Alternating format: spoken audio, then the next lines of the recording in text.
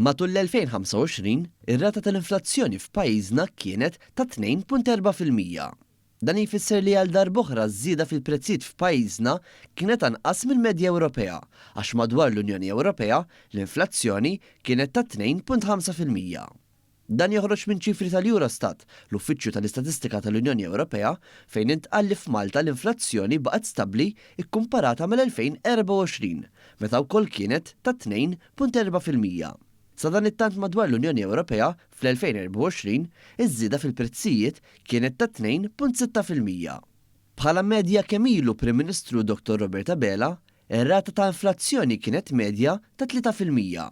Dan meta madwar l-Unjoni Ewropea l-inflazzjoni kienet ta' medja ta' 4.1% jew aktar minn terz aktar ogħla milli kien osservat f'pajjiżna. Ir-raġuni wara din id-differenza kbira kienet id-deċiżjoni strateġika li jinżammu l-prezzijiet tal-enerġija, fuel u gass il-kol stabbli. Madwar l-Ewropa, bħala medja l-prezzijiet żdiedu b'27% f'dawn l-aħħar snin, mentri f'Malta żieda kienet ta' 19%. Fil-fatt l-inflazzjoni fl-aħħar 6 snin f'pajjiżna kienet ir-raba lanqas madwar l-Unjoni Ewropea, b'żiediet fil-prezzijiet ikunu anqas biss fil-Finlandja u fid-Danimarka bi 18% u f'Ċipru b'17%.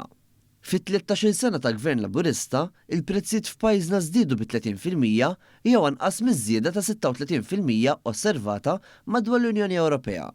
B'kuntrast, fl-aħħar 13 sena ta' Gvern Nazzjonalista, il-prezzijiet kienu żdiedu bi 38% kontra żieda ta' 34% madwar l-Ewropa.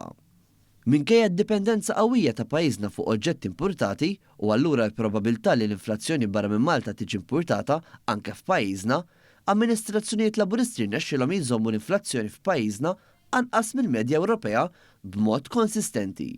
B'kuntrast taħt gvernijiet nazzjonalisti, mal-piż tal-inflazzjoni importata kienu qed jiżdiedu piżijiet impostati lokalment, speċjalment mill-gvern stess.